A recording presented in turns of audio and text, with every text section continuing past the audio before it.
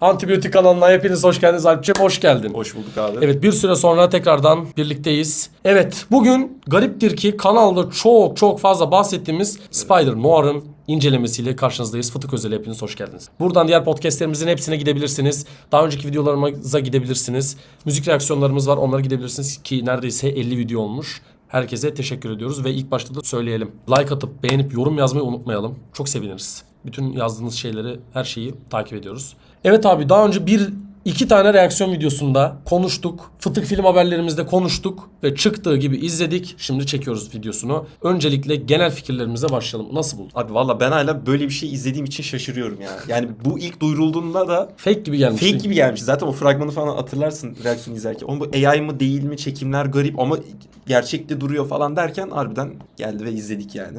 Benim de genel fikirlerim aynı şekilde. Harbiden beklediğim gibi bir şey de çıktı aslında. Çünkü farklı bir şey izleyeceğimize emindim. Bir yandan da yani en çok beğendiğim şey çizgi roman atmosferini iyi yansıtabiliyorlarmış demek ki. Kesinlikle. İsteyince Sony de düzgün bir şeyler Yapıyor yapabiliyormuş. yani Onu ki öğrendik zaten yani. ya dediğim gibi Sony'nin en çok bütçe ayırdığı karakterlerden biri bütün tarihe baktığınızda Spider-Man. Ya bu dizinin de bütçesi 400 milyona yakın diye konuşuluyor. Evet ama bu bütçeden dolayı değil yani bu dizinin özel Abi olması. bu dizinin bütçesinin fazla gözükmesinin sebebi de prodüksiyonda haberi belki koyarız. Prodüksiyonun yarısına renkli de yapalım demişler. Ama tam çok yarısında. büyük bir hata ya. Bence Ya de bu yani. Direkt para açısından Evet. bayağı çarçur olmuş. çok gibi. plansız bir şey yani. O konuda garip bir tercih bu. Ama hepsini kıyaslayıp karşılaştıracağız. Genel fikirlerimiz. Beğendik mi? Abi ben bayağı beğendim. Harbi bayağı beğendim. Ben düşünüyordum zaten beğeneceğimi ama bu kadar beğeneceğimi düşünmüyordum. Yani bu tarz alternatif şeyler görmeye Hasretiz evet abi. hasret kaldık gerçekten. Hani böyle ana evrende olmayan, daha böyle alternatif hikayelerin olduğu şeyler gerçekten hasret kaldık. Mesela bundan önce ne vardı? Animasyon olarak işte Friendly Neighborhood Spider-Man vardı mesela. O da farklıydı bayağı. O da çok farklıydı. Neden? İşte karakterlerin hem ırkları farklıydı, hem isimleri farklıydı, hem plot farklı işliyordu falan. Direkt yepyeni bir şey izliyormuş gibi Kesinlikle. izliyorduk. Yani o karakterlerin hepsini böyle ezbere bilmemize rağmen. Bir de şimdi şöyle bir şey var. Spider-Man neredeyse en fazla sinemaya, diziye, ona bunu uyarlanan Evet, en karakterlerden. çok maruz kaldığımız. Aynen. Süper kahraman olduğu için düşündüğümüzde farklı bir şeyler izlemek. Ya bir de çok malzeme var Spider-Man'in çizgi romanında da. Hem kendisiyle ilgili hem yan karakterleriyle ilgili. Ya Sony nasıl Venom şeylerini bu kadar batırdı, ben hala hayret ediyorum geriye dönüp baktığımda yani. Buradan da Film Biyotik'in ilk videosuna gidebilirsiniz. Bayağı tuhaf bir video, 1 saat 10 dakika. Bam güm girişiyoruz Sony'ye. Yani ben bu konuda filmin aman niye ben film deyip duruyorum ya? Dizinin Öyle hissettiriyor çünkü. Öyle hissettiriyor. Evet, siyah beyaz olunca hemen hani. kafa oraya gidiyor. Evet. Dizinin tercihlerini falan da beğendim ben. Enteresan bir diziydi açıkçası. Abi direkt şeyden girelim. Yani bu dizinin en büyük şeyinden Nicolas Cage'den girelim. Abi Nick Cage çok enteresan bir adam. Yani bence çok iyi bir casting olmuş ya. Bence de. Yani ben çok şey yorumları da okudum. Hani çok overacting yapıyor falan filan. Hani biraz zaten öyle böyle tiyatro oyuncusu gibi oynayan bir adam hep zaten. Ama buraya inanılmaz gitmiş. Oğlum Nick Cage B-movie'lerde bile çok abartı oynuyor bazen. Evet ama işte buraya ekstra iyi gitmiş. Çünkü o şey hissi hep var ya, işte eski film hissi, havası var. İşte şakalar böyle bayat ama komik. Ben bayağı güldüm izlerken. Ben de güldüm bazılarına. O bayatlığa rağmen. Çekimler zaten ona müsait. Böyle ani yarım zoomlar var, bir şeyler var falan.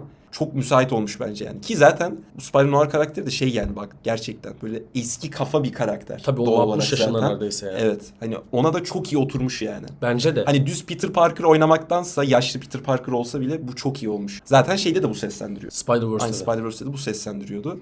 Ya Nick Cage'in abi Nick Cage çok geniş bir sinema geçmişine sahip. Bir de şöyle bir haber okudum. Nick Cage Breaking Bad'i izledikten sonra bir dizide başrol oynamayı karar vermiş. Bu da mesela enteresan bir olay. Yani çünkü farklı yapımlarda yer alıp bambaşka bir janrada o kadar yıldızlaşabiliyorsa kendinin de farklı bir janraya bir şey katabileceğine inanmış demek ki. Bu da güzel bir şey yani. O zaten ne kadar role kitlendiğini çok iyi gösteriyor. İzlerken de bunu hissediyorsunuz. Yani dizinin anlatmak istediği goofy'liği, o Spider-Noir karakterinin orijinini çok iyi anlamış adam. Evet. Ya Spider-Noir dediğin gibi 60 yaşında bir adam. Yaşı kaç burada? Tam bahsetmiyor 50 mu? falan Yani gibi bir evet, şey orta geçiyor. yaşlı Yani zaten. yaşlı bir karakter yani ve bunu çok iyi anlayıp çok iyi yapmışlar. O zaten dizinin plotunda da geçen işte Spider-Noir bitti mi? O yaşlandı mı? O artık bitti mi falan noktasında da hem Nick Cage'in oyunculuğu da bayağı iyi oturmuş oraya. Evet. Ben bayağı beğendim onu yani. Ben de bayağı beğendim. Onun dışında ben oyunculuk açısından şeyi ön plana çıkartırım. Elektro'yu oynayan abimiz acayip oynuyor yani. İnanılmaz beğendim. Dirk Leyden, Andrew Lewis Caldwell. İnanılmaz oynamış. Evet, yani çok iyi oynamış. o var ya benim izlediğim en iyi böyle kötü karakter uyarlamalarından biri olmuş. Neden? Abi çünkü çok farklı. Elektro hiçbir zaman böyle iri, evet konuşan, kabadayı bir karakter değil. Hatta Elektro daha böyle Ya genç. Elektro Denyoluğu var, Aynen o ayrı. Denyo bir karakter ama genç, atletik, Evet. daha Daha hızlı, zayıf zaten aynen. bir şeydir. Jamie Foxx'un karakteri de bir nebze öyleleştirilmişti. Evet. Adam kilo vermişti falan.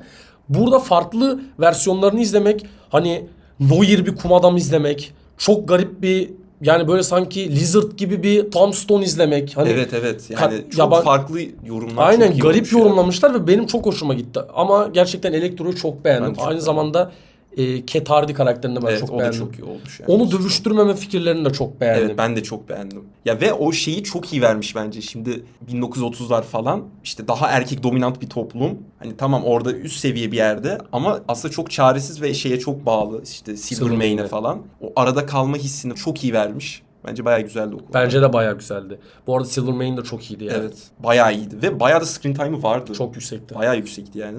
Karakterler ve oyunculuklarla ilgili bunu söyleyebilirim. Gene şunu diyeyim. Ya hiç zayıf bir oyunculuk yoktu yine Evet, bu diyebiliriz. kesinlikle. Robbie oynayan. Abi o zaten büyük sürprizdi bence. Yani, Benim için de çok sürpriz. evet yani mizahi kısmını da çok iyi taşıyıp hem de hikaye olarak da çok ilerletti yani. Bak karakterlerden bu kadar bahsetmişken ve hani oyunculuklardan bahsetmişken aslında çok farklı bir şey izlemiyoruz. Gene basit bir dedektiflik hikayesi var. Gene bir Tabii siyasi canım. çatışma var. Bir seçim var. Yani klasik aslında The Batman 2'den çok olağanüstü farklı bir durum Ya zaten yok evet yani. şimdi onu kabul etmek lazım. Aslında hiç görmediğimiz Bir şey izlemiyoruz. izlemiyoruz. Ama şöyle bir farklılık var. Aşina olduğumuz bir karakterde böyle farklı bir şey ilk defa yapıyoruz. Yani ilklerden biri yani. Evet bu farklı bir zaten şey Evet. olmuş oluyor. İzlediğimiz senaryo aslında hani hepimizin alışılageldiği, sonu da düşünüldüğünde hepimizin beklediği gibi demeyeyim de olabilecek gibi düşündüğü bir son. Ama bunların hepsinin bütününe baktığın zaman keyfi müthiş bir keyif. Evet. Abi senaryoya geçelim, derinlemesine girelim. Şimdi senaryosuyla ilgili beğendiğim nokta, bütün senaryonun tamamını düşündüğümüzde her karakteri kaybedebilecekmişiz gibi Evet. ve her karakterin dramasını da istediğimiz seviyede görmek güzeldi. Bence de. Yani her karakterin bir derinliği vardı şöyle ya da böyle. Kesinlikle. Hani o yanlarında takılan küçük çocuğun bile bir şeyini gördük yani. Tabii ki. İyi bir yan roldü mesela. Güzeldi. Ki o bile hani etkin kullanılıyor dizide bayağı baktın 2-3 yerde falan. Oğlum sonunda bile çocuğun matematik çalıştığını Aynen gönderme aynen. yapıyorlar Yani mesela. O güzel bir gerçekten nokta yani. güzel yerleştirmişler. O minik minik çok iyi işlemişler. Bir de şöyle bir şey var. Mesela Spider-Man karakterini böyle bir belediye seçiminin içinde iyi bir yere konumlandırması ve belediye başkanının onu kullanmak istemesi fikri güzeldi. Evet. Yani bence dizinin zaten bak en büyük şeylerinden biri de Spider-Man'i gerçekten şey gibi görmemiz, nasıl desem, güçsüz taraflarını çok iyi gösteriyor. Vatandaş ya sonuç olarak. Aynen vatandaş işte ne bileyim. Ya tamam hani Spider-Man hep öyleydi zaten de hani burada daha böyle ayakları yere basan bir şekilde görüyoruz ya. Evet. Kimliğini kaybetme korkusu, işte ne bileyim alkolik oluyor falan üzüldüğünde. O zayıflıklarını çok iyi veriyor bence. Kesinlikle. %100. Yani biz Tom Holland'da bunları gördük aşağı yukarı. Abi Tom Holland'ın Ama burada argı çok daha- farklı. Ya Evet, o evet. MCU abi. MCU'nun tarzını Tabii. birazcık doğru yorumlamak gerekiyor. Ne kadar underground bile olsa, bunu mesela Born Again'de de görüyoruz. Hızlı yani MCU. Ben böyle hani ayaklarının yere basması MCU'da aşırı da mümkün olmuyor belli bir noktada. Çünkü çok fazla anlatması gereken şey var. Evet. Noir bize çok fazla şey anlatmıyor. Çok doğru şeyler anlatıyor. Aynen. Mesela bak benim senaryoda en sevdiğim plotlardan biri. İkinci Dünya Savaşı'na giden askerlerin üzerindeki deney yapma mevzusu. Çok net. Evet ya bence de güzel. Karakterlerin neden dönüşüm yaşadığıyla ilgili bir tane de şey koymuşlar. Profesör biyolog koymuşlar. Bir tane de Nazi mevzusu koymuşlar. Ve hani Sündürmüyor da bunu. sündürmüyor. Almanlar böyle Yo, kötü, Amerika böyle kötü. tarafından da gösteriyor. Yine Kesinlikle. bunu da alıp işte beni de biçtiler falan filan diyor falan. Böyle Ve hani uzamıyor yani. askerlerin ne kadar kullanıldığını da hissediyorsun. Evet. bir Ve mevzu. birbirlerine olan o saygıları falan hep böyle bir ön ilikleme İlikleme. şeyi var ya, o şapka şey yapma falan. O laboratuvara girdiklerinde derin hüzüntü ya da ilk birbirlerini gördüklerinde o dostluk ilişkisi falan. Kesinlikle bu çok önemliydi Evet. yani. Mesela Spider-Noir'ı hatırlayanların hepsinin onun Dünya Savaşı'nda onları kurtardığını bilmesi falan. Evet. Bunlar güzel alt metinlerdi yani. İzlerken diyorsun ki baya keyifli bu. Çünkü abi işin içine savaş, deney gibi zor ve empati kurabileceğin şeyler girdiği zaman senaryonun buna göre adapte olması lazım. Ama burada Spider-Noir dediğin gibi abartmadan iyi bir adaptasyon çıkartabilmiş. Aynen. Güzel eklemiş yani.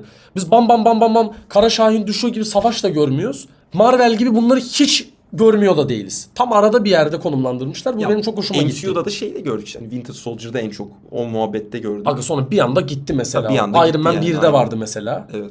Şu an yok düşündüğünde. Bu noktada Spider-Noir bence iyi altyapılara sahip. Bir de şeyi çok beğendim.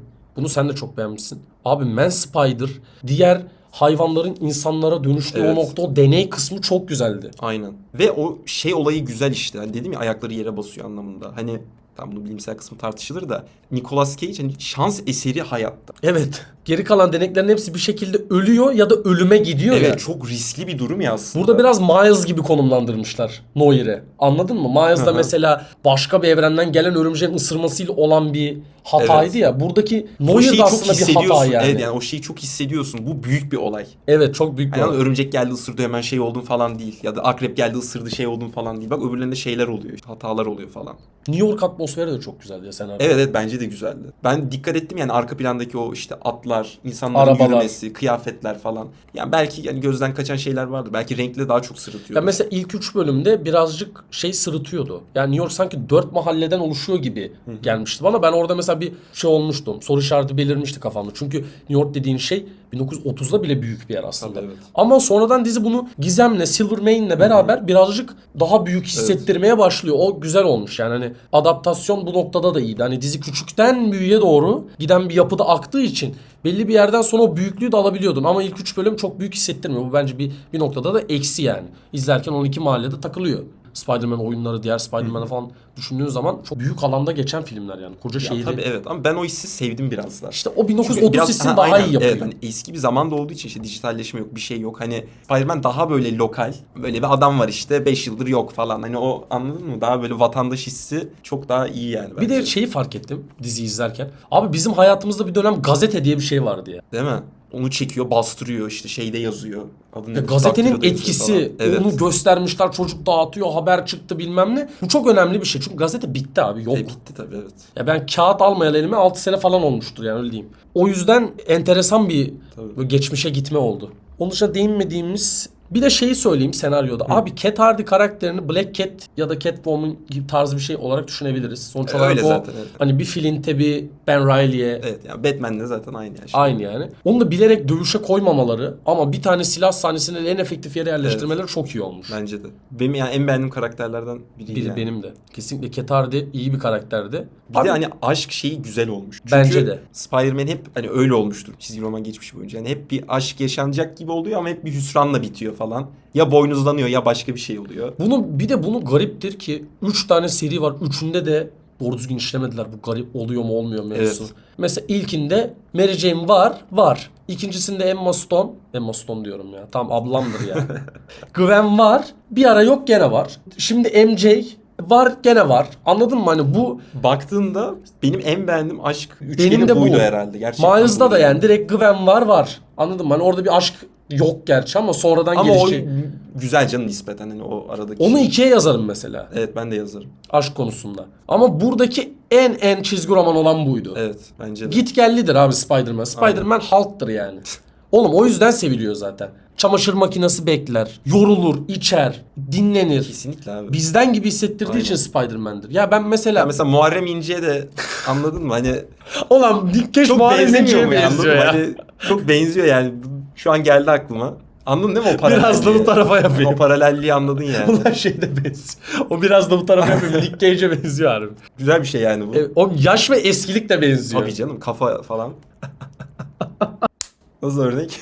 Benzediği yapımlara değinelim. Bu Neuer atmosferi bir şeye benziyor spesifik. Burada aşk demişken dur geçmeden. Mesela Ruby. Yani Ruby belli ki Gwen'miş şeyin hayatında. Ben Riley'nin hayatında. Hatta sarışın falandı galiba zaten kadın. Onu kaybediyor. Aynen. Onu kaybediyor. İşte sonra Cat geliyor. Hatta Cat o kendini atıyor ya şeyden. Çok çizgi roman Çok orası. çizgi roman ve onu direkt birebir şeyle aynı yapmışlar zaten. Amazing Spider-Man 2'deki o kamera açısı işte slow motion falan birebir aynı yapmışlar. Bir de orada tutarken hani hem göğsüne doğru atıyor hem de bacaklarına doğru bir ağ atıyor ki hani o şey güç şey olsun anladın mı? Momentumu iyi Aynen. düşsün. Şey olmasın diye. Çünkü ne oluyor çizgi romanlarda? Gwen'e atıyor ama Momentumdan o şeyden boynu kırılıyor. tabii direkt şey snap şey oluyor. Yani direkt böyle snap yazar o şeyde. O baloncukta. Hayvan herif. Snap yazar diyor. Ama öyle oldu bu arada. Batman Animated Series Ha, benzerliği. evet bak ben ona baya benzettim. Müzikleriyle falan da bayağı benzettim yani. O genel havası. Bilmem ne, böyle ara ara böyle Bruce Wayne'i izliyormuşum gibi geldi yani şey olarak. Abi senaryo ile ilgili beğenmediğim noktaya değineyim. Abi bak bu dizinin bence en kötü yanı karakterler birbirlerini çok hızlı buluyordu. Bak o aşırı bir lazy writing olmuş yani. Böyle mesela işte Cat Faber'ı arayacak, çat buluyor. Evet ama şöyle bir şey var orada. Bak, Ben Dizinin Riley- geneli çok hızlı olduğu için Evet, hızlı tempolu. orada nispeten yiyorsun. Ya hatırlamıyorsun zaten ara ara ama düşündükçe aklına geliyor. Mesela Ben Reilly'nin birini hızlı bulması dedektiflik, bu adam Spider-Man falan yeniyor senaryoda. Ama mesela Cat, Faber, Winston, bam güm herkes birbirini buluyor yani dizide. O birazcık eksi yazdı benim nezdimde. Çünkü hani düşündüğünde tamam evet güzel yani insanlar diyaloğa geçmiş oluyor. Farklı diyaloglar, farklı dinamikler keşfediyoruz ama bu kadar hızlı bulmasaydı iyiydi yani. Hani pa falan buluyorlardı birbirlerini yani. Ya, Yalandan o oluyor. aralara 10'ar saniye yol sahnesi falan atsalardı Ya daha evet, inandırıcı o kaçabilirdi oluyor yani. biraz. Dizinin dedektiflik yönü de fena değildi. Abi bence de değildi ya. O şeyin Keyifliydi ortaya yani. çıktığı, o işte Para şeyi. panzehir mevzusu falan gayet yerindeydi yani. Hani merak ettim ben dizinin Bence de. sonunu. Yani o kurduğu komplo falan da güzeldi bence Winston'a. Evet kesinlikle o çok güzel. Yani bence de güzel. Hani Winston direkt harcamasız. O çok güzeldi. Güzeldi yani. Bir de şeyi çok beğendim senaryoda. Son fight'ta herkes ölebilir gibi geldi. Bak Vallahi- mesela burada çok iyi bir örnek vereceğim. Bence %100 katılacaksın. Abi bak No Way Home'da da panzehir mevzusu vardı. Ama No Way Home'da panzehirleri çat tekte saplıyorlardı direkt. Kum Evet. Adam'a da Green Goblin'e de. Evet. Burada bak mesela koyuyor bir panzehir kırılıyor. Evet orada o tension var. Ulan biri gitti 3 tane kaldı falan filan diye. O çok şey iyiydi. güzeldi evet. İşte ilkini direkt Ogden'a saplıyorlar. Ogden 10 saniye sonra ölüyor mesela. Biri direkt orada Evet. feda edilmiş oluyor. Bence bu artta güzeldi yani. Bence de güzeldi. O tansiyonu hep son saniye kadar korudu yani. Özellikle son bölüm böyle ellerim burada izledi Bence yani. zaten 7 ve 8. bölüm çok iyiydi. Ben 6'yı da sayarım bu arada. 6. 6'da şeye değinelim ha bak 6 Ha. demişken. Abi Nick Cage'e Spider-Man gibi yani Spider gibi davranması. Abi o müthişti ya. Zaten dizi boyunca da gördük. Mesela ilk birkaç bölümde şeyi görüyorduk. Hani böyle ekstra bir çıtlatıyor vücudun, tamam mı? Böyle ekstra bir el kol hareketleri Eklemi yapıyor. varmış tamam mı? gibi. Böyle ayağını uzatıyor falan böyle. Hani sen böyle şey gibi izliyorsun ilk. Hani böyle komikliğine yapıyor gibi falan. Ama aslında şeyden olduğunu çok iyi anlıyorsun. Hani o örümcek içgüdüsünden falan. Oğlum zaten örümcek içgüdüsünü de güzel Ben onu yapmış. da çok beğendim. Spider-Sense olayını. En farklı buydu bu Bence arada. de hani şey gibi değil, işte bir yumruk atacak hemen hop falan gibi değil. Hani o kısımları da vardı ama biraz daha şey O üstüneydi. A-Train gibi oluyor anasını satayım. Evet anladın mı? aynen doğru diyorsun. Burada biraz daha şey gibi gerçekten 6. his gibi. Atıyorum bir şey oluyor, bir ipucu yakalayacak. Hop hemen bir şey oluyor. Sonra Kesinlikle. onu fark ediyor falan. Hani o tarz daha böyle dedektiflik üstüne bir şey vardı. İçgüdüsü vardı diyelim. Çünkü dövüşte çok da dayak yiyor ya. Evet abi yumruk yemesi de çok hoşuma gitti. Aynen. O örümcek hissinin hani sırf o refleks şeyine dayalı olmaması O güzel yaşlılığa da yani. bağlıydı. O da güzeldi. Bence de güzeldi. Ya böyle Ara ara karakter- belini tutuyor falan. Karakteri Ay be falan. koruyacağız diye tadını kaçırıyorlar bazen. Karakteri korudukça koruyorlar. Korudukça koruyorlar. Bu sefer gerçeklik algın kopuyor dizide. Burada güzeldi. Bir de şey mevzusuna gelinelim. Şimdi 400 milyon dedik. Renkli ve siyah beyaz seçeneği var. Tabi bu çok olay oldu falan. Bir arkadaş şey yapmış Twitter'da. İlk 3 bölümü siyah beyaz, 4-5'i renkli, 6'yı siyah beyaz, 7-8'i de keyfinize göre izleyin. Ben öyle diye izledim. söylemiş. Ve ben de ilk 2 bölümü renkli izlemiş biriyim. Diğerlerini tamamen siyah beyaz izledim.